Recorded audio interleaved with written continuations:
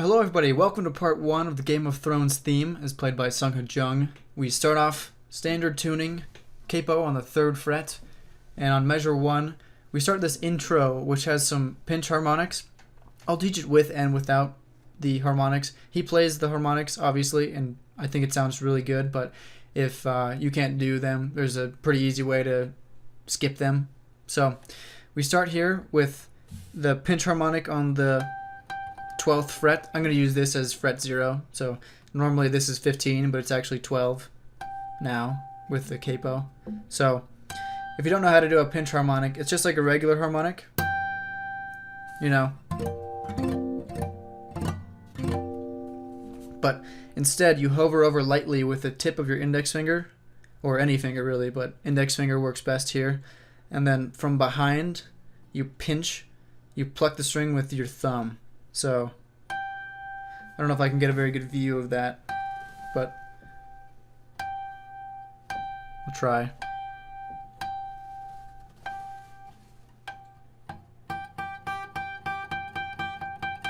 Okay.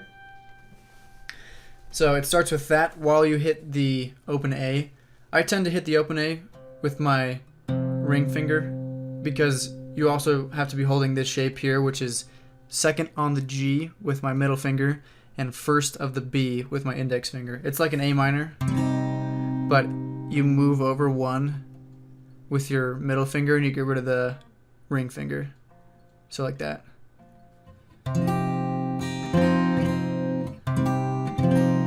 So you hold that while you do these harmonics. And so with my ring finger, I will hit the open A while I hit this pinch harmonic. Like that, but at the same time, so. Now he does it where he uses the pinch harmonic he pinches with his middle finger. So he goes, while he hits the open A with his thumb. I find that a little bit more difficult than, so this is what I do. I do the ring finger on my left hand rather than the thumb on my right hand. But honestly, whichever way works best for you. So after you have that, you have the artificial harmonic on the 14th of the D string. So it's just 12 frets above where your middle finger is. Do the same kind of pinch.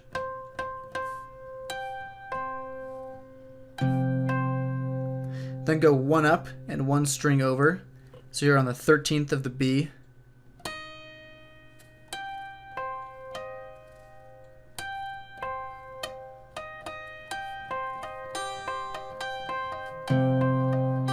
Okay. And after you hit the 13th of the B with that pinch harmonic, hammer on to the 3rd of the B string with your pinky, or I guess maybe ring finger if you want to do that instead. So it's tough to keep the harmonic sound. Once you hammer on, it kind of sounds just like. You could always go hit 2 pinch harmonics,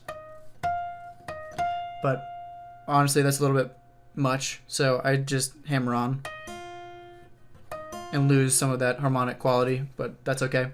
So that really slowly is measure 1, and it sounds like this.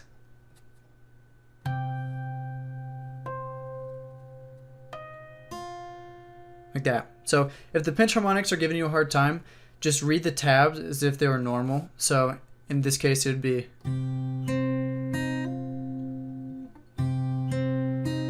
Okay. Now we start measure 2. We pretty much just do the same thing. We repeat that. But we don't hit the open A, so it's. Okay. You repeat that through 3. Repeat that through 4. Okay, so all together 1 through 4 slowly sounds like this.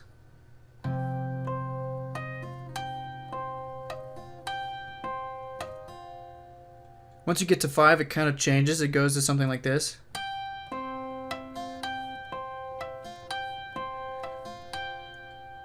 So that's 5 through 8.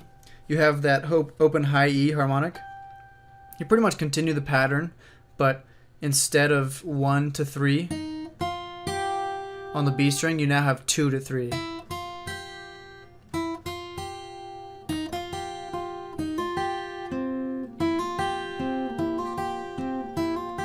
see that difference? So starting on 5, it sounds like this. Whoops, there's no open A, so it's just.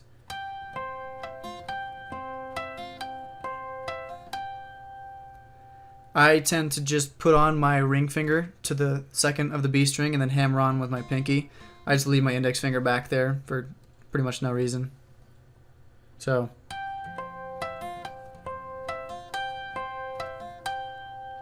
So repeat that pattern 3 times. So 1, 2, 3, and that's where it ends. So I guess maybe like 3.5.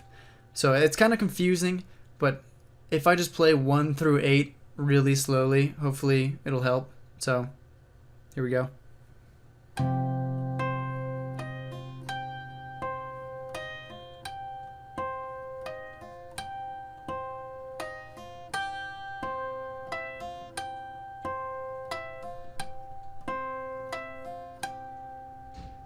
Okay, so you end on 8 with that high E harmonic. So hopefully I explained that intro well enough. It's kind of tough to teach with the pinch harmonics, but honestly I just recommend playing it through without them first, just to get the feel of the riff. So it's...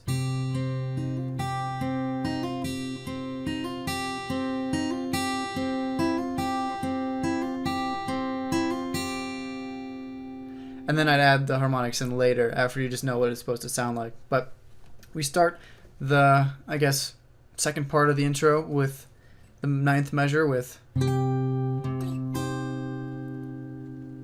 you have open A, 9th on the D, or the G, sorry, and 12th on the high E. I do a little strum down. It says just to do them all at the same time, but I prefer the sound of. Then have the open A again. To start 10, you have the 5th fret of the B and E string. I like to add the 5th fret of the G as well. I think it adds a little bit more, so I usually play. But the tabs say to go. So, whatever you want to do, really. Then you have the open A again to end the 10th measure. So 9 and 10 sound like this.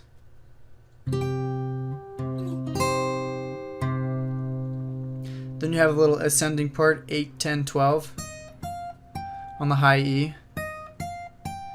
Then you have the open A again. So. Then on 12 you have this same exact 5th fret of the B and E, and for me also the G string. Have the open A again, and then you have which starts the. So after 8, 10 on 12 you go to the 7th of the high E and the open low E. So 9 through the beginning part of 13 sounds like this.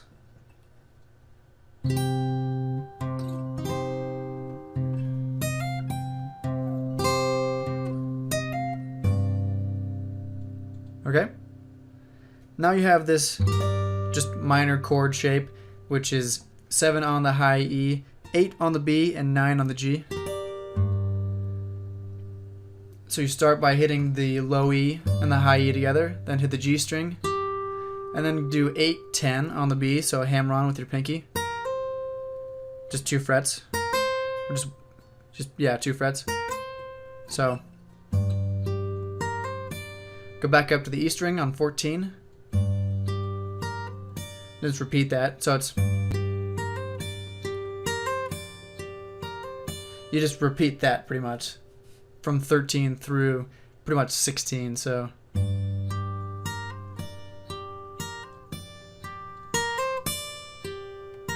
on 16 you just hit the high E, then the G string, and then the B string without any hammer-ons.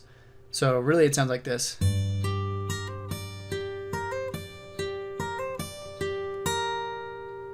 Okay?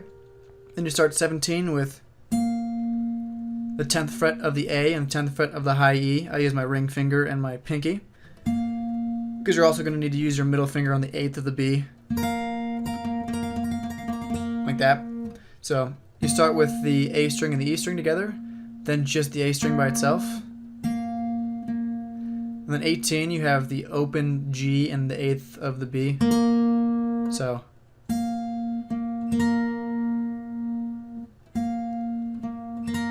And then you end 18 with the 10 on the A again. So, all together again so far from 9.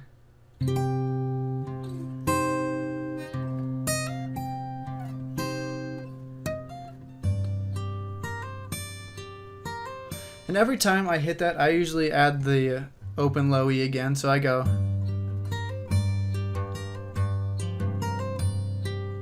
But he doesn't, nor do the tabs. I just kind of like the extra. But the tabs just say to go.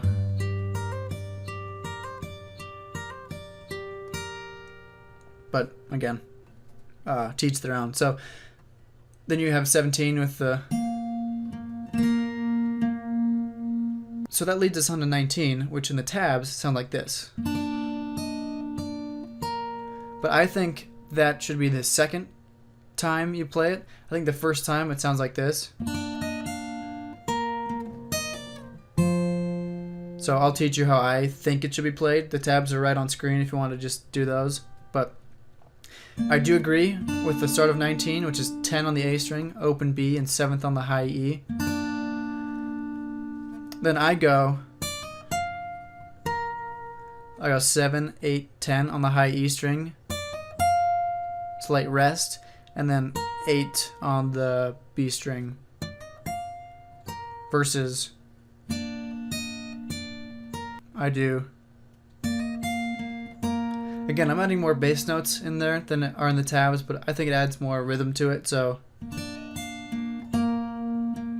Then I end it by going 8, 7, 5 on the E string, which starts the.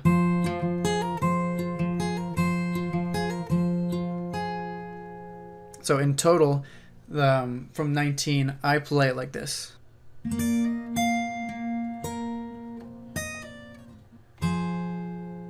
That brings us to 22, which is very similar to which we had to do before. Instead, it's just this. So you still have this minor chord shape. It's going to be 7 on the D string, 6 on the B string, and 5 on the high E. You're also playing the open D with that. And you're doing the exact same thing where you're going.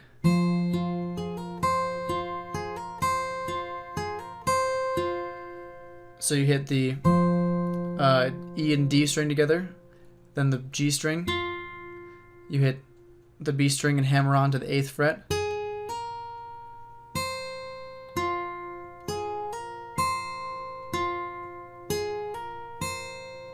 Just repeat that from 21 to 23. So, and similar to the last time, you end it with just doing, without doing the hammer on.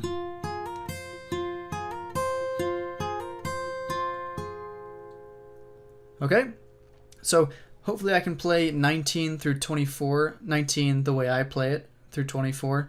It sounds like this.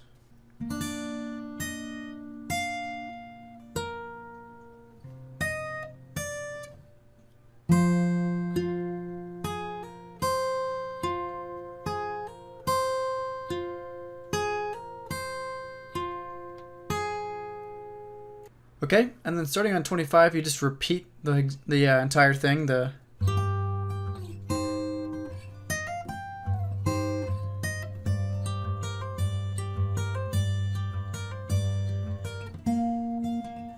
But this time, I do think you're supposed to go, which is as they have tabs for 19, but it should be the second time around that you do it. So this difference is you have which is the 10th on the A, the open B, and the 7th on the high E. Go to the 8th of the high E, back down to the 7th, and then 8th of the B. So, as opposed to the first time where I think it should sound like this. So, that's the difference. The second time should sound like the... And then you go right back to the...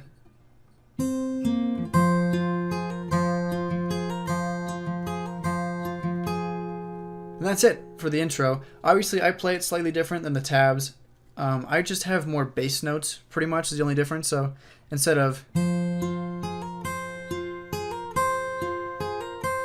I go...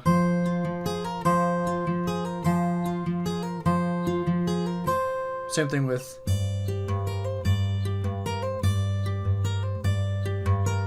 I just add in a rhythmic thumb part where there isn't one in the tabs, nor is he playing it. So obviously you can ignore that if you want to, but I think it sounds a little bit better with that rhythmic drive.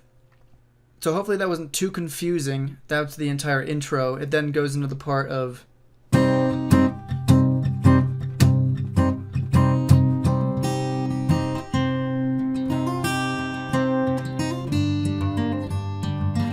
which is a lot easier to teach, so the next lesson is probably going to be a little bit more straightforward. I'll play what I just taught really slowly. Honestly, it's better to just listen to it and try to play it yourself. I don't think he does that great of a job with this intro. The rest of it he does a perfect job with, but the intro is a bit shaky, so just kind of play it how you hear it rather than as the tabs are. And hopefully you're able to follow along with this kind of crazy video. I'm sure there's going to be a lot of cuts everywhere because it's a tough one to teach. It's a lot of like repetitive parts, so it's kind of tough to know where you are in the song. But I'm going to play it slowly. Hopefully you can follow along, and I'll see you in the next one.